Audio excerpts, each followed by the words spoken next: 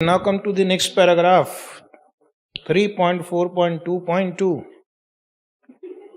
Economic benefit from the use of the asset. So we have seen that lessee must get economic benefit from the use of the asset. How he can obtain economic benefit?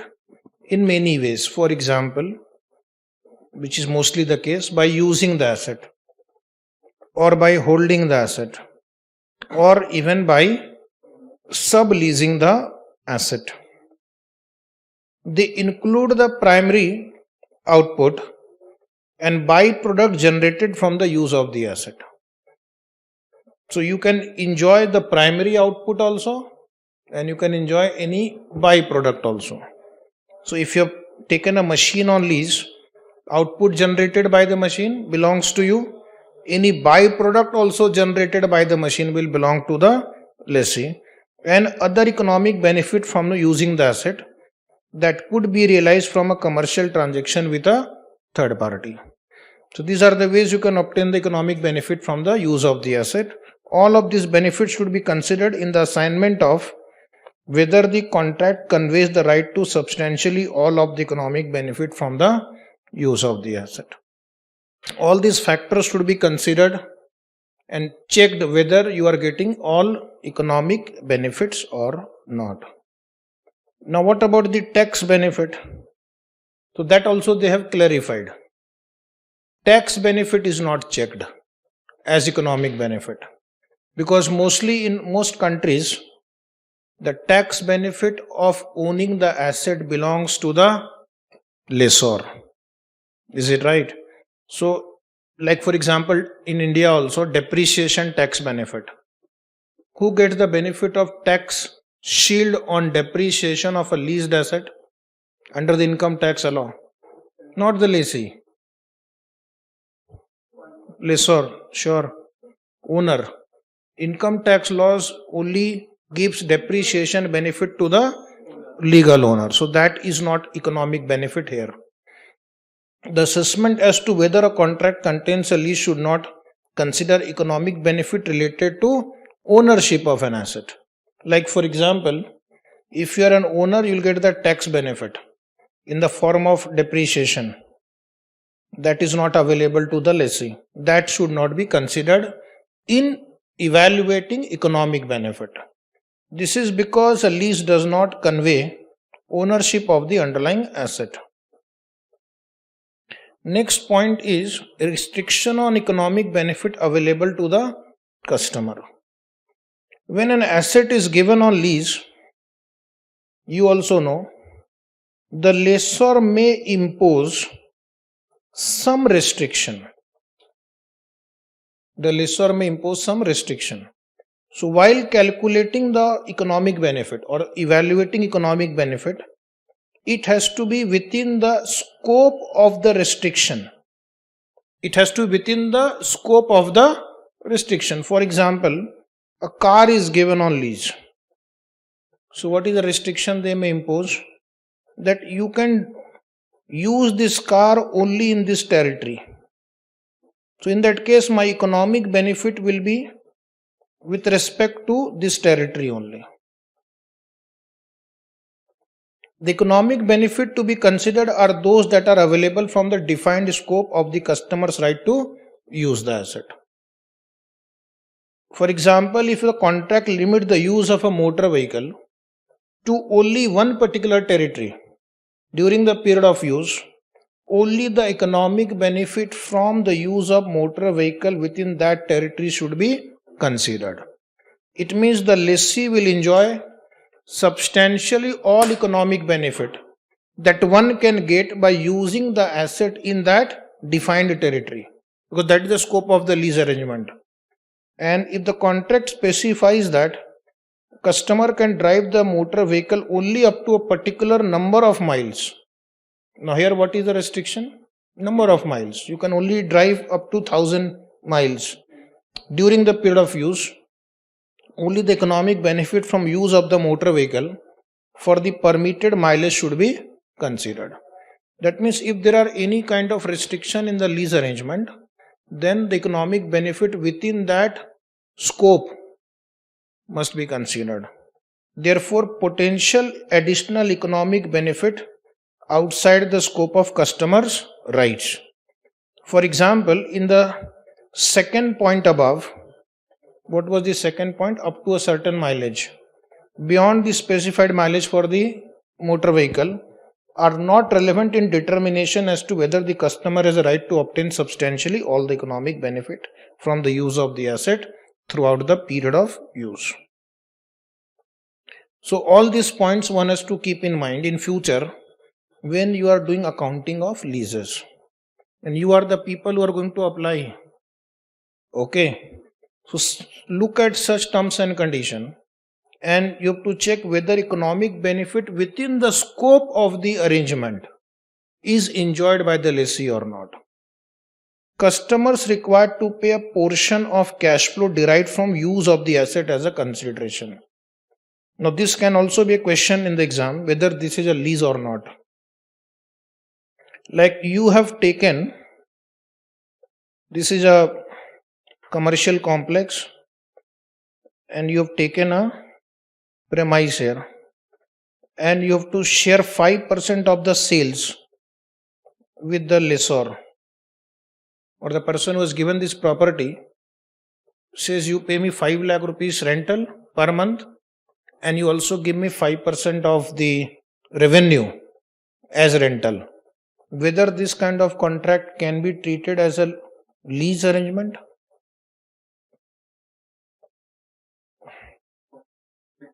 No, depends. No or depends are two different things.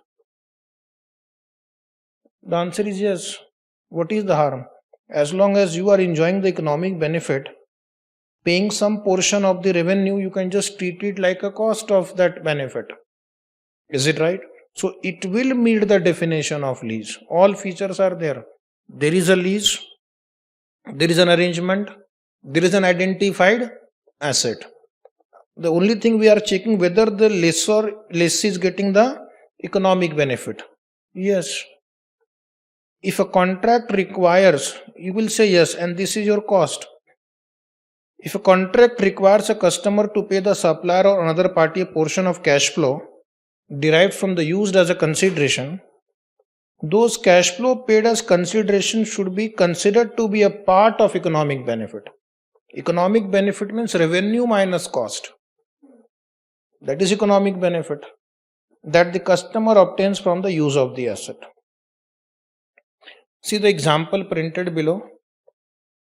If a customer is required to pay the supplier a percentage of sales from use of retail space as consideration for that use, that requirement does not prevent the customer from having the right to obtain substantially all of the economic benefit from the use of a retail space. Total cash flow arising from these sales are considered to be economic benefit that the customer obtains from the use of that space, a portion of which it then pays to the supplier is a consideration for the right to use that space. Now, whether this consideration will form part of lease payment or not is a separate discussion. Right now, my topic is whether the lessee gets substantial economic benefit from the use of the asset. So, even if you have to share a portion of the revenue, it does not state that you don't have substantial economic benefit from the asset. Now, one more test we have to perform before we finally apply the standard in the books of the lessee. Right to direct the use of the asset. What do you mean by right to direct the use of the asset? I have underlined on the screen. Right to direct means how and for what purpose the asset will be used throughout the period of the use. And who should have this right if you have to account for this lease transaction? The lessee. A customer has the right to direct the use of an identified asset throughout the period of the use. This also you underline. Throughout the period of use, only if either the customer has the right to direct how and for what purpose the asset is used throughout the period of use. If I go to Mumbai by a public transport, do I fulfill this condition? I tell the driver, hello, take from this road. Okay, stop, I have to drink tea. Stop, I have to eat burger. Okay, take this route which is closer to my friend's home so that I can pick him up also. He said, just sit down. Okay, I don't have any right to direct the how the asset will be used. So then in that case, that is not a lease arrangement. It is just a service that the owner of the bus is providing to me. The relevant decisions about how and for what purpose the asset is used are predetermined and specified conditions are met. Okay. Now there are 2 points actually. I need to just revise again. Right to direct the use of the asset can be either the customer has a right to direct and how and for what purpose the asset will be used, or the relevant decisions about how and what purpose the asset is used are predetermined and specified conditions are met. Now what do you mean by pre-specified condition? Suppose I hire a bus and I tell the bus owner that I want to use this bus from Pune to Mumbai, Pune to Mumbai, Mumbai to Pune. So what we have already predetermined? Yes, how and what purpose of the asset has been predetermined. And if some specified conditions are met, then we will say the customer has a right to direct the use of the asset.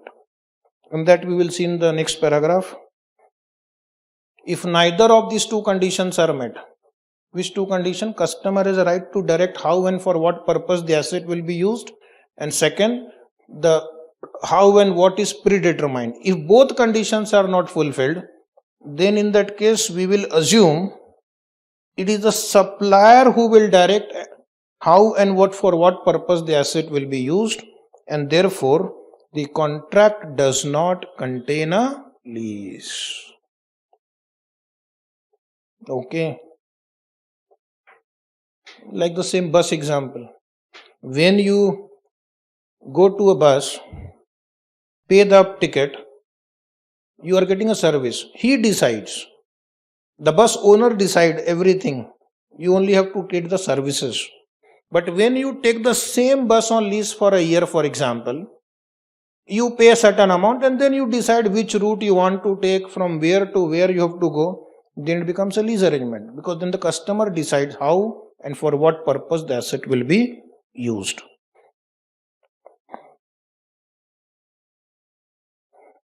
So the heading also is now how and for what purpose the asset is used. A customer has a right to direct how and for what purpose the asset is used, if it can change how and for what purpose the asset is used throughout the period of the use. Is it right? That means you have the power to decide how to use, for what purpose to use. You can also change how and what purpose the asset will be used.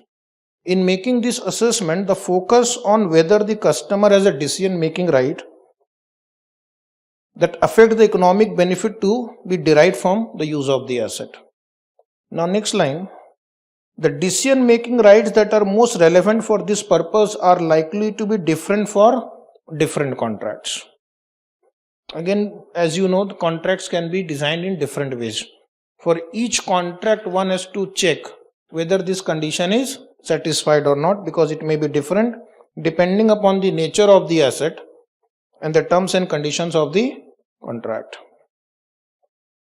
So this paragraph will be really very important for entities which are using large number of assets on lease, and the lease contracts are different terms and different types of asset. Okay, so what may be applicable for a bus may not be applicable for a, say, ship. Is it right? Or for a computer equipment, or for a fiber optic line, or for an oil pipeline. So therefore one has to again read terms and conditions carefully. What the standard is doing, it has given lot of guideline on how to apply the standard. You will not find too many standards going into so much of detailed evaluation. Then next is the type of output. Depending upon the circumstances, this could include rights to change. Now, when you have the right to direct the use of the asset, so check following items. Do you have the power to decide the type of output that will be produced? Product mix, when the output will be produced, where the output will be produced, whether the output is produced, and the quantity of that output, which output you will produce, when will you produce, where will you produce, how much will you produce. If these are available, this power is available with the customer, then we will conclude customer has the power to direct the use of the asset. And then we can say that yes, it is a lease arrangement. Okay. Now one example we'll discuss. A customer, if a contract covers the use of fleet of trucks for an agreed period of time. Now this is another business where lot of vehicles are used on leases. Do you know that? Transport business. You may have the idea about transport business, but you need a lot of transport vehicles. So this is another area where a lot of leases are being used. And the customer has the right to decide how and when the trucks are used. The fact that the supplier continues to operate and maintain the truck does not undermine the customer ability to direct the use of the truck. So what happens in many bus, truck, taxi business, they will send their vehicle and they also send their driver also in that vehicle. Yes or no? But then who decide where the driver will go? The customer. Is it right? When will he come? When will he go? All these are basically decided by the customer. Even though the driver will be there, the driver may do the cleaning work, sometime repair and maintenance work also. But who has the power to direct the use of that asset?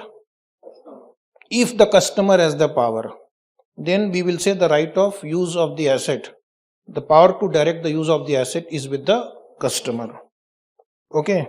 Like when you hire some car, when you have to travel to other cities, the owner sends the car with some driver. But then you decide the entire route from going to coming. Then you have the power to direct the use of the asset. Next point is relevant decisions are predetermined. If suppose the first condition is not fulfilled, check for the second condition that the relevant decisions are predetermined. For example, you hire a truck for going from Pune to Mumbai. So that is predetermined. Okay. The relevant decisions about how and for what purpose the asset is used can be predetermined in a number of ways. For example, the relevant decisions can be predetermined by the design of the asset. Now, sometimes the asset is specifically designed for a lessee. The asset is specifically designed for the lessee. Like for example, in some companies they may have a boiler. That boiler will be designed for the lessee only. Is it right? This computer that you see every day in the class, especially designed for this AS foundation only. You will not find a similar asset elsewhere. Is it right? So in that case, this is predetermined. And therefore the lessee will have the right to direct the use of the asset. And we will treat it as a lease transaction. The relevant decisions can be predetermined by the design of the asset or by contractual restriction on the use of the asset. when the relevant decisions about how and for what purpose is used are predetermined, the customer has a right to direct the use of the identified asset throughout the period of the use. So in that case, the customer will be assumed to have the right to direct the use of the identified asset throughout the period of use. Customer has a right to operate the asset or to direct others to operate the asset in a manner that it determines throughout the period of use without the supplier having the right to change those operating instruction. Wait. If the relevant decisions are predetermined, then in that case we have to just check whether the customer has a right to operate the asset. Customer has a right to operate the asset. So I have hired a bus which will take me from Pune to Mumbai. So this is predetermined. Next is who is going to operate the bus during this journey? Driver. On whose instruction? You are right, driver. On whose instruction? Yes, if it is at the instruction of the customer, then the customer has a right to direct the use of the asset. Sometimes the driver will not listen to me. He will say, my owner have told me, reach the customer premise at 7 o'clock, move from there at 7:30, go from this route, drop, come from this route. I am not going to deviate from that. So who is operating that asset now? Not a lease. Is it right? The customer designed, second is customer has designed the asset. This I have told you. There are some assets which are specifically designed for the customer. Okay, like power plant, boilers, computers, servers, okay, which are specifically designed so that it will meet the requirement of a particular customer only.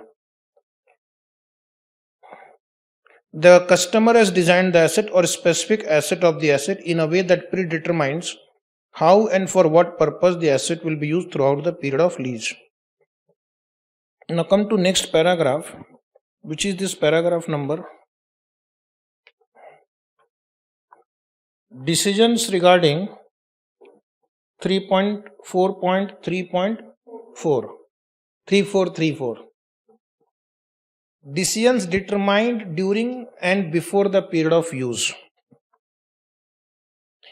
In assessing whether a customer has a right to direct the use of the asset, an entity should consider only rights to make decisions about the use of the asset during the period of use, unless the customer has designed the asset as described in the standard. So in case of this, only during the period of use one has to check the customer has the right to direct the use of the asset or not. But if the customer has designed the asset, then there is no need to apply this condition. Then you assume that the customer has a right to direct the use. Consequently, unless the condition in IFRS 16 exists, an entity should not consider decisions that are predetermined before the right of use. Period of use, Example.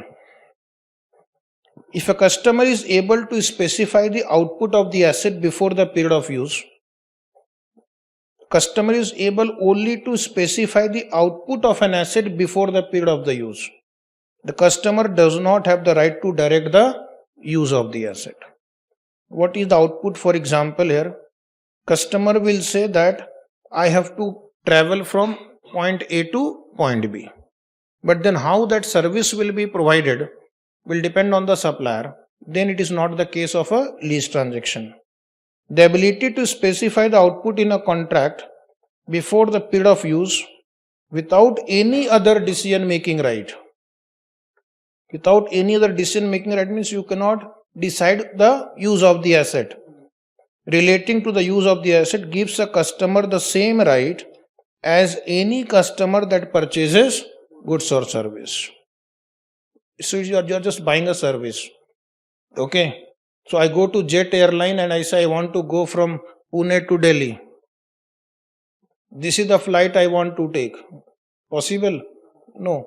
I have only decided my output. I have no other rights. It will not be a lease transaction. It will just be a service that the jet airline is going to provide to me.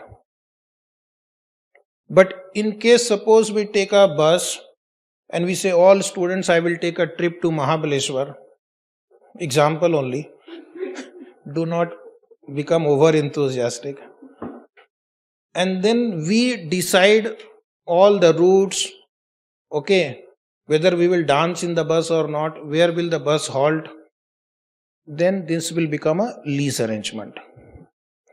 If a customer has the right to change how and for what purpose, where is this example? Page number 21.9. Okay.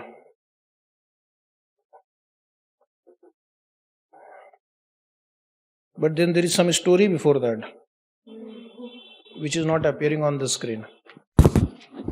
Okay, first I'll read the first paragraph from your book with a dark background.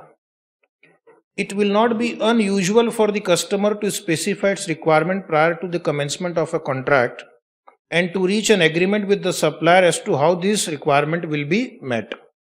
This is a very good example. Tick mark. They can convert it into a question also for you. For example, a customer requires a supply of iron ore over an extended period. Okay. So what is your requirement? You will want a supply of iron ore. So it agrees with the supplier prior to the commencement of supply that this requirement will be met by utilizing all of the capacity of a specified identified smelting plant operating for an agreed number of hours over that period. Okay. Assuming that the customer was not involved in the design of the smelting plant. So last condition is not satisfied.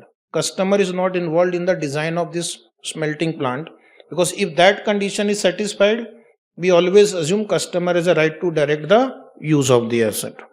The fact that it is able to specify the output of the smelting plant before the period of use does not mean that it has a right to direct the use of the plant.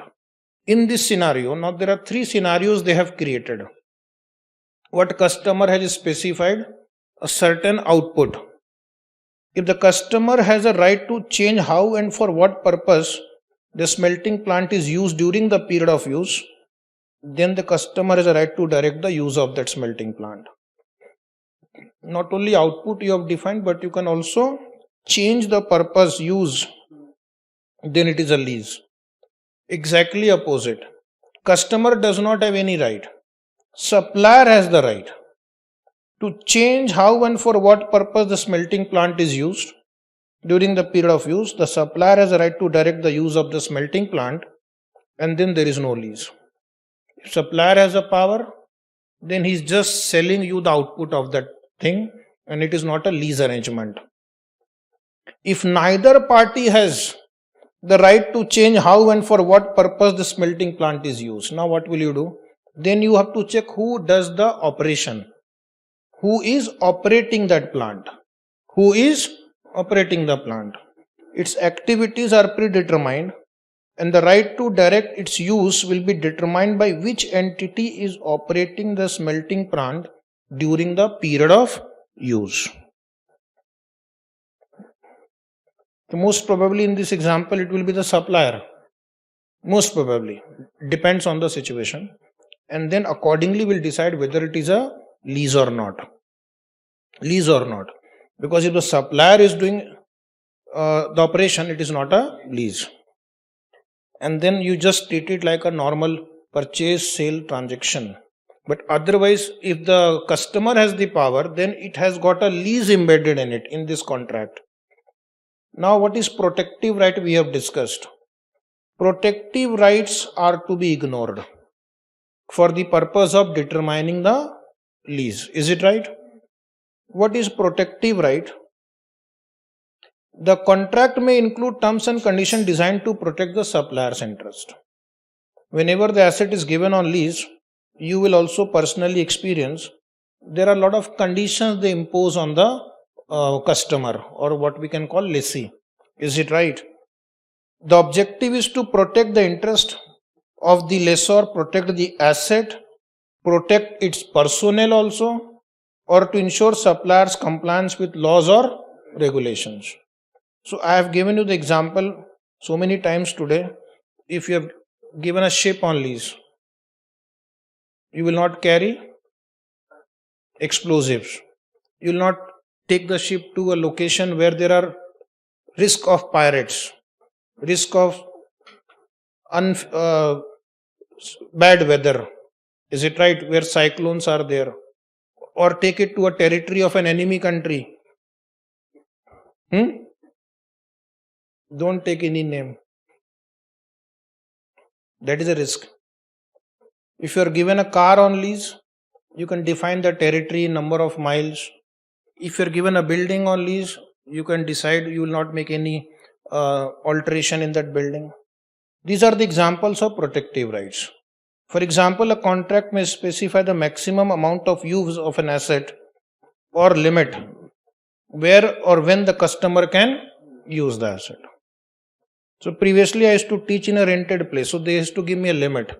Morning 7 to evening 9 only. You can teach. But then I said, no, I require little more. Yes, so I started at 6 o'clock also in the morning. And then up to 10 o'clock. But then they said, we will not allow you. So that was a restriction. But because they wanted to follow the rule of the law, then require a customer to follow particular operating practices. This is also very common. Then require a customer to inform the supplier of changes in how an asset will be used. Will this change the nature of the arrangement? No. Because these are only protective right. These are not substantive right.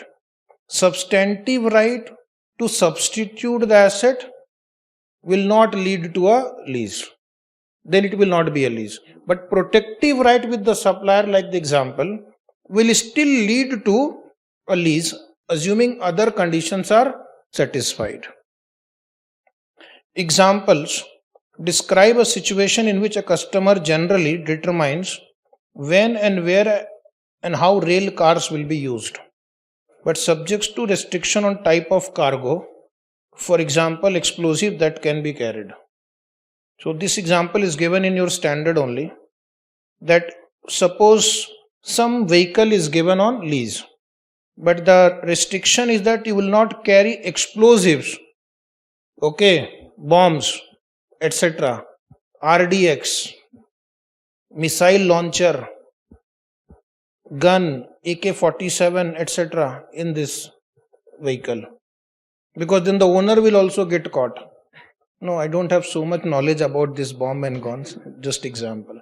These restrictions are considered to be protective rights of the supplier and define the scope of customer's right to use the rail cars, but not limit the customer right to direct the use of the rail cars within the defined scope. So it can still be lease.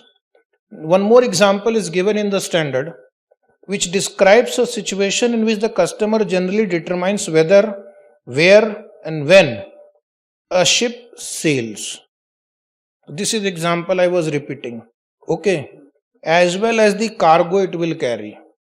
But contractual restrictions prevent the customer from sailing the ship into waters at a high risk of piracy or carrying hazardous material as cargo. Understood? Will these protective rights change the nature of our arrangement? No. Still it can be called as a lease arrangement because these are protective rights. Again, these restrictions are considered to be protective rights that protect the supplier's investment in the ship and the supplier's personnel. They define the scope of customer right to use the ship, but they do not limit the customer's right to direct the use of the ship within that defined scope. Okay. Now there is a very good flowchart they have given within the standard only. And this flowchart somehow you have to keep in your mind when you are solving a problem of whether there is a lease to be accounted under this standard. Is it right? So see the flowchart. Is it there in your book also? So how to read this flowchart? See, first we have to check at the beginning only whether there are specified identified asset which can be explicit or implicit.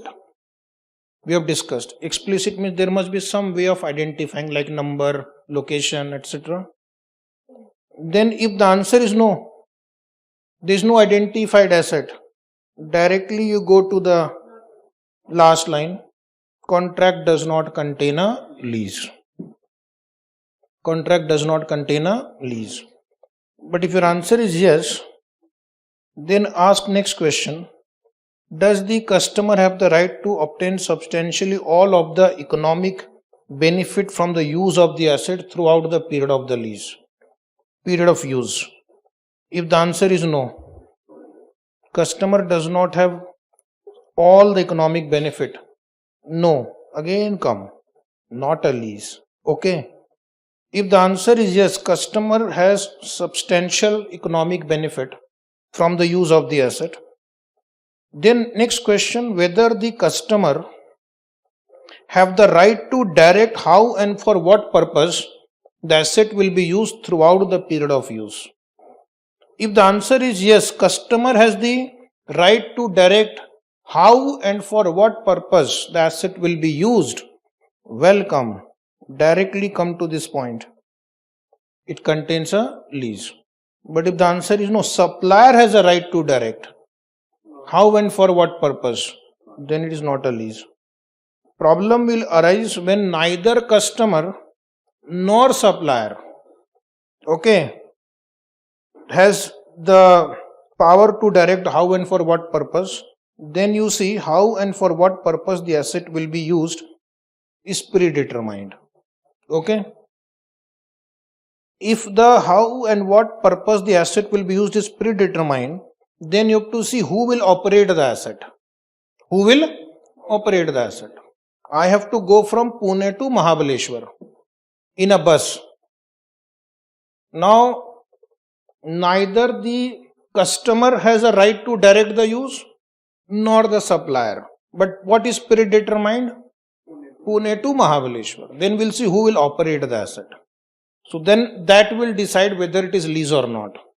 Does the customer has a right to operate the asset throughout the period of use without the supplying having the right to change those operating instruction?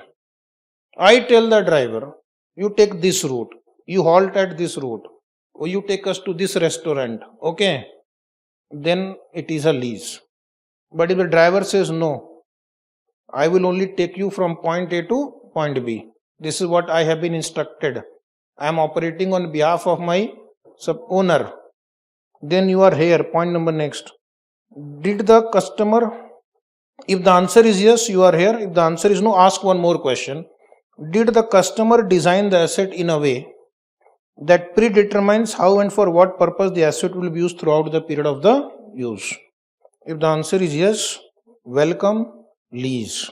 If the answer is no, the contract does not contain a lease. Okay.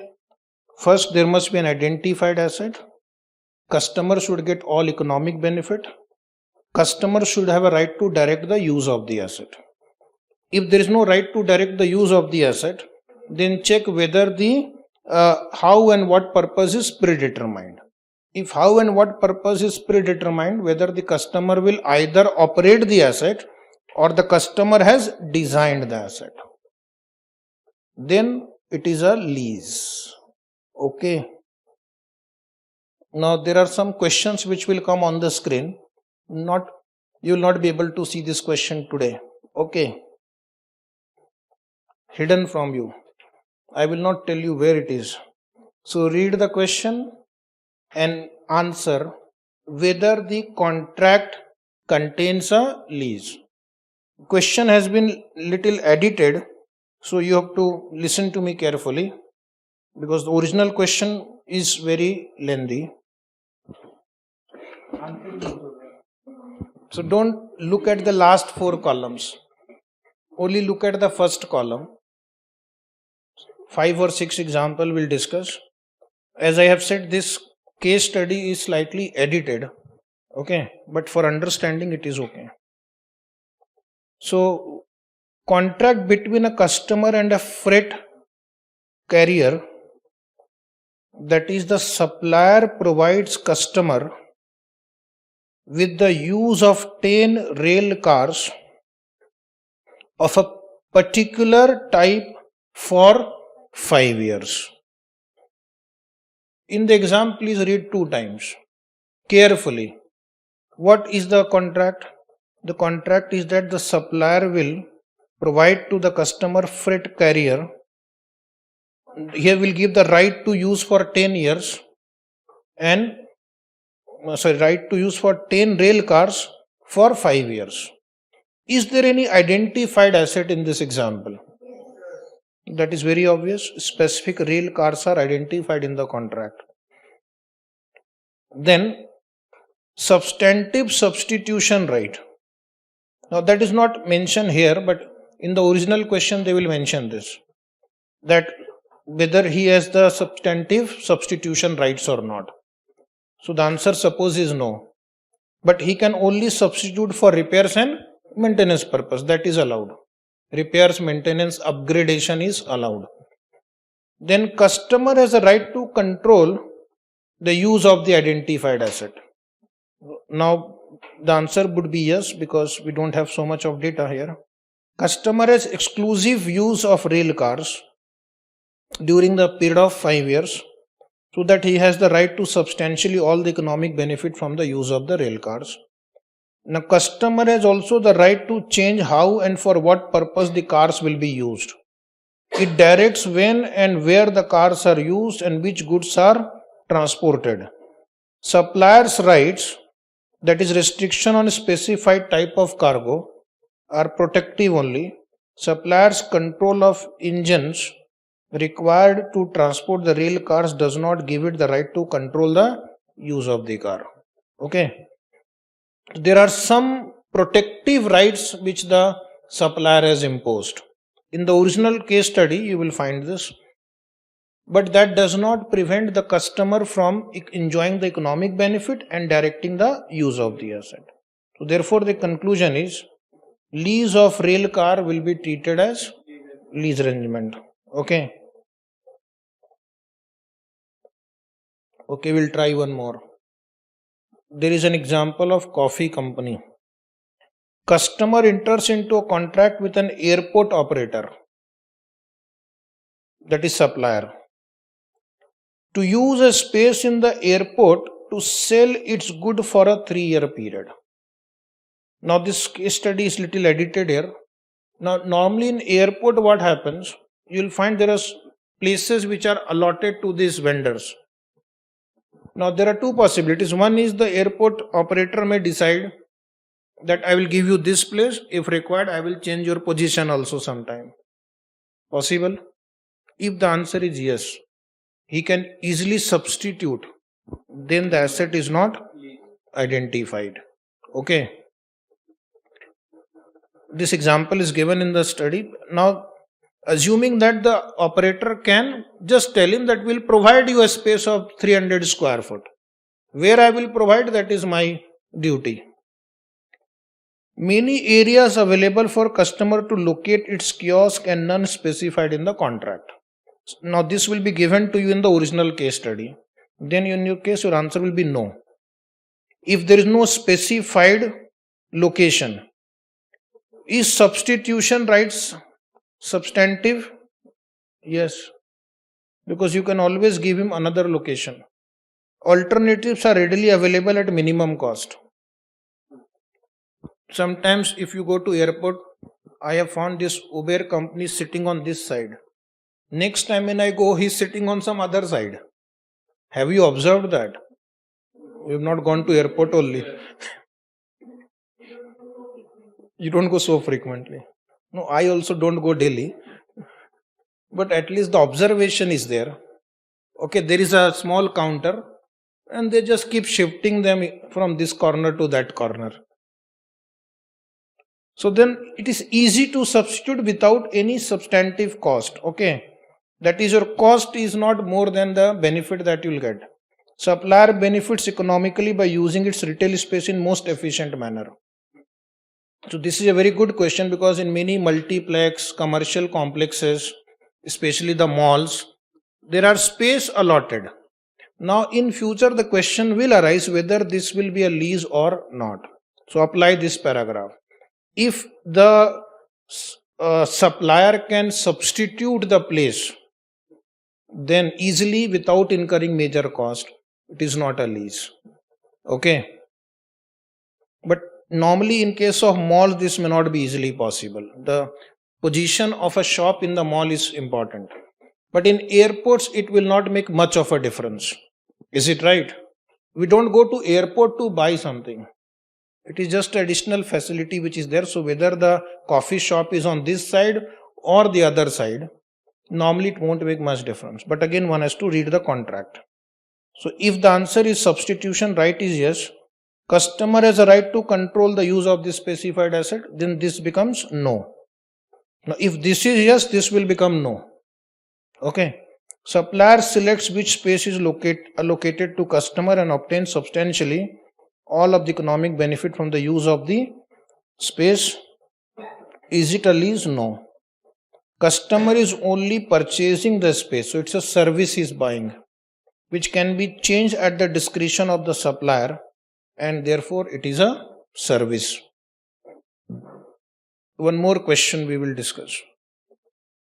You are not, I hope you are not sleeping. Customer enters into a 15-year contract with a utility company. What is utility company? Normally power. Okay. And this is also very important discussion.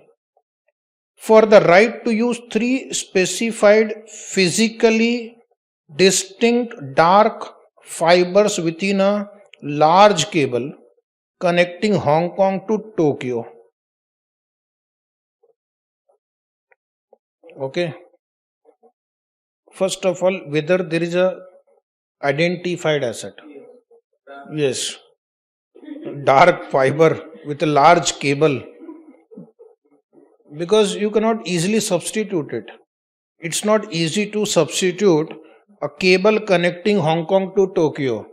Do you know how much is the distance between Hong Kong to Tokyo? Must be more than some 10,000 kilometers. Okay. It is not the office space in a building. It is something altogether a unique asset. So fibers are specifically identified in the contract and are physically distinct from other fibers within the cable, because it's written distinct, dark, etc. So can it be substituted without incurring much cost and easily? No. It's very difficult. Can only be substituted for repairs or maintenance. Does the customer has a right to control the use of the identified asset? Yes, customer has exclusive use of fibers during the contract period, so that it has right to substantially all the economic benefit from use. Customer has a right to change how and for what purpose fibers are used.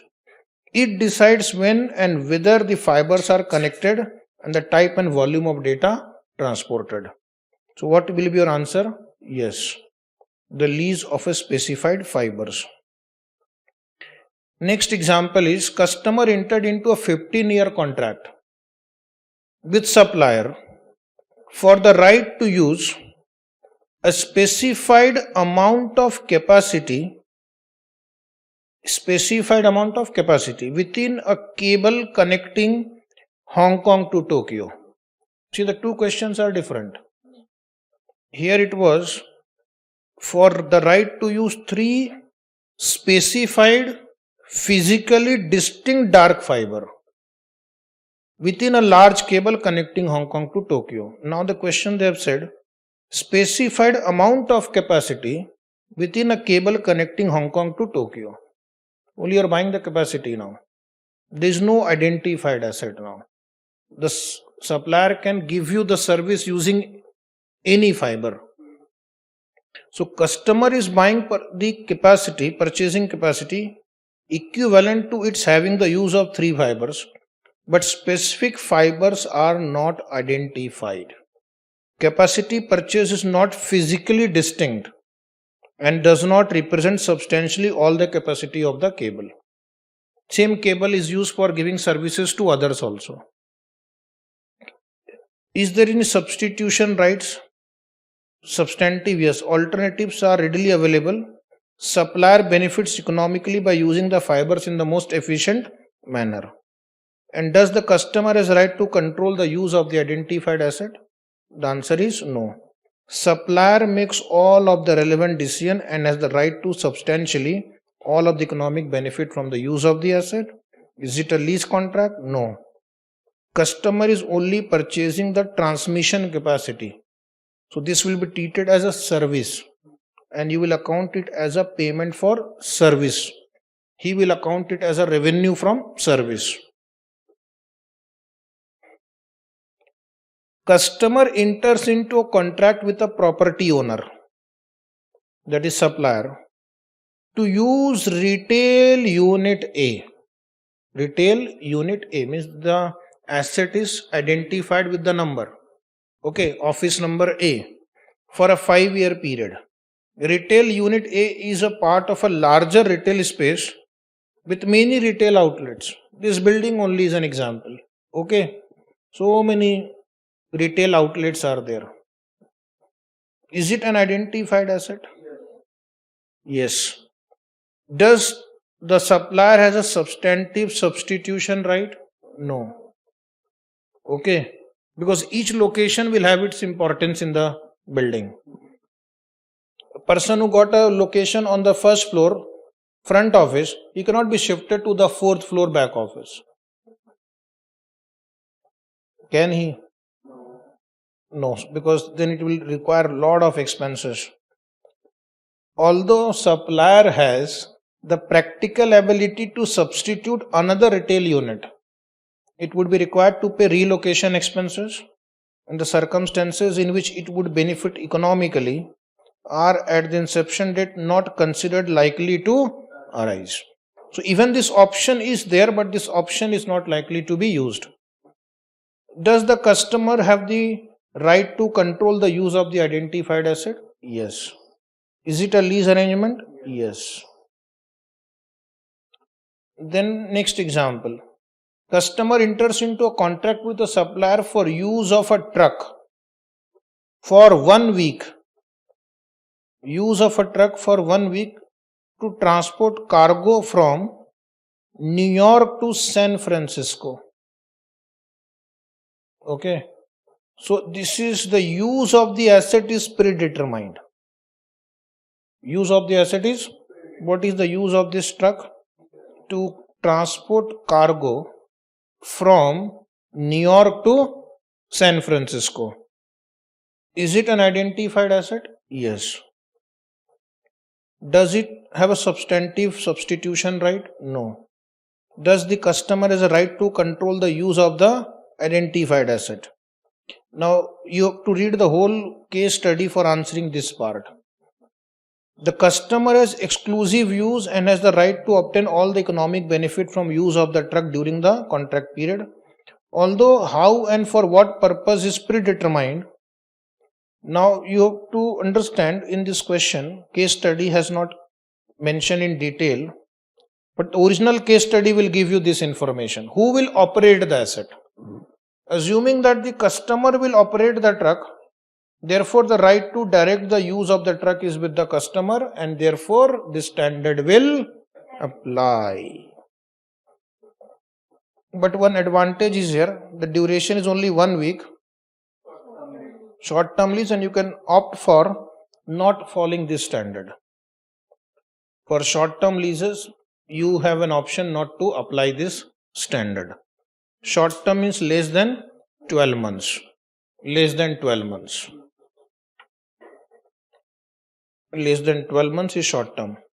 Now one more example, or you will do later. Okay, one more. Customer enters into a contract with a ship owner for the transportation of cargo Now what he wants to transport? Cargo. From Rotterdam to Sydney on a specified ship. Read 2 times. My instruction is on this topic. I go to a ship owner. His ship is going from Rotterdam to Sydney. And then I said, this is my cargo. Can you take this cargo from Rotterdam to Sydney? The answer is, he says, yes, I can. So first, whether there is an identified asset? Yes. Whether substitution right? No. You can't easily substitute a ship. Okay. Each ship is a huge piece of asset. And then the next question is interesting. Whether the customer has a right to control the use of the identified asset. What service you are expecting from that shipping company? You are sending your cargo through that ship. You are sending your cargo. It is just like you go to a courier company and you say, please send this parcel to Delhi. And they have a separate flight which carries the parcel. Okay. Fast track services. But then you are not hiring the plane. You are just sending the parcel or the cargo. Okay. So customer occupies substantially all of the capacity of the ship and therefore has the right to substantially all of the economic benefit from the use of the ship during the contract period. However, how and for what purpose the ship is used is predetermined, and who operates the ship? Supplier. This information will be given in the case study. Therefore, customer does not have the right to direct the use of the ship.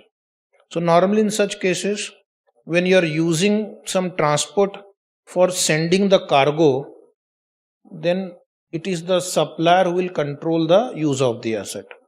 And therefore it is not a lease customer. What you will pay for the transport service. Okay. Next is customer enters into a contract with supplier for use of a specified ship. See the change in the example. Earlier I said I want to send cargo. Now I want to use the ship only for a 5-year period. Yes. Substantive right? No. And customer gets the benefit? Yes. Okay. Whether it is a lease contract? Yes. Oh, one more. Customer enters into a contract with an aircraft owner. Okay, examples will help you to understand better. Customer enters into a contract with an aircraft owner. All this will be a question for 4, 5, 6, 10, 20, 50 marks. Okay. For the use of an explicitly specified aircraft. So if you read this word, explicitly specified aircraft, there is a specified identified asset. For a 2-year period, the contract details the interior and exterior specification for the aircraft. Is there any identified asset? Yes. Does the other party has a substitution right? No. Now, theoretically, yes, he has the substitution power, but he will not exercise the substitution option. Because there is a note also here. The contract details the interior and exterior specification for the aircraft. Changing the interior and exterior specification is a very costly exercise. Is it right? So therefore there won't be any benefit of giving another aircraft. And the answer is whether customer has a control. Yes. A customer has exclusive use and has the right to obtain all the economic benefit.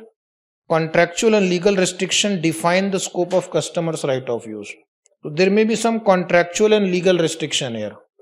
Like for example, aircraft cannot be flown over certain territories. You can't enter into an enemy's territory because their F-16 will come and maybe they will kill your aircraft also. Yes.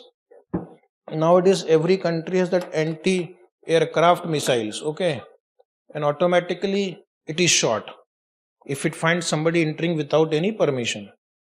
So that kind of restrictions are there. Within that defined scope, if you can enjoy all the economic benefit, okay, and you can direct how and for what purpose the aircraft will be used. Sometimes the supplier will operate the aircraft, but it is in accordance with customer's direction. Therefore, it is a lease arrangement. Okay. Some I will give you in notes some more examples that you will read later. Now come to part 4, separating the component of a contract. This is easy part now. Now you will enjoy because theoretical part is almost done. We'll do some number crunching also.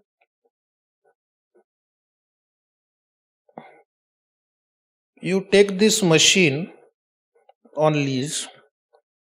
Okay. So this is machine taken on lease, and you also pay for maintenance. M&M, machine and maintenance. Now you have agreed to pay 6 lakh rupees per annum for both machine and maintenance. So then what will you do? You have to divide this 6 lakh into M&M, machine and maintenance. This portion will be accounted as per this standard, lease, and this portion will be accounted as per other standard. Will be accounted as per, because that is not lease, that is a payment for maintenance service. That's a payment for maintenance service. Okay. So that is the meaning of this paragraph, separating components of a contract, which again in practical situation is quite common. Along with asset, many other services are also provided, repairs, maintenance. In case of ship, they also give you the crew, that is those who will operate the ship. So their fees also is included in the entire lease consideration, right? So this standard says you have to separate it. Of course, they have given you one relaxation also. You need not separate also. So what I will do? Need not. No way. I will check which is more beneficial for my profit and loss. I will hire people like you. Okay. And then I will give you some salary and you will help me to earn more profit. Management is smart. You want to share profit with me? Okay. Requirement to separate the component of a contract. Some contract contain both lease and non-lease component. This is very easy. As I said, machine and maintenance. For example, a contract for a car may combine a lease with maintenance service. Other contracts contain 2 or more lease component also. So there sometimes there can be one lease contract and you have taken a land on lease, building on lease, machinery on lease. Then what you'll have to do? Divide the total consideration into land, building, machine, etc. Because once you capitalize the asset, then depreciation issue will arise. Okay. For example, a contract may include land, building, equipment. If a contract is or contains a lease, an entity is required to account for each lease component within the contract as a lease separately from non-lease component of the contract. So first to identify how many assets or contracts, how many lease and how many non-lease contracts are there. Like in this example, there is a land, building, equipment, and there can be in the same contract repairs and maintenance of building and repairs and maintenance of equipment also. So there will be 5 elements. Possible? So first to identify what are the components. Divide into lease and non-lease part.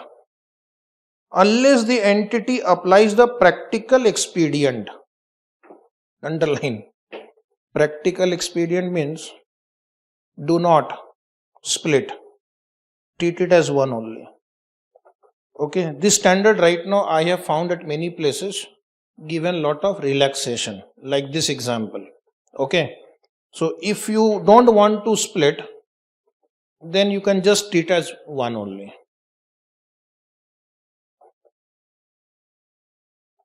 Because many times doing such calculation may involve time, energy, cost, because you have to hire some consultants who will do these calculations for you and give you a huge bill also, okay, for the services rendered. And entities may not be willing to incur so much of cost for the sake of accounting. So therefore, wherever a lot of complications are getting involved, right now they have given some relaxation there. The right to use an underlying asset is separate lease component if both the lessee can benefit from the use of underlying asset either on its own or together with other resources that are readily available to the lessee. So how do you know whether I need to separate it? Check whether this component of the lease, this asset can be used separately or not. Whether this asset can be used separately or not by using my own resources, okay, or the resources which can be easily be available. But sometime what happens when you take two assets, they are highly integrated, interrelated. You can't use one without the other. In that case, you don't have to split. Okay? In that case, you don't have to split. So, readily available resources are goods or services that are sold or leased separately by the lessor or other suppliers, or resources that the lessee has already obtained from the lessor or from other transaction or event.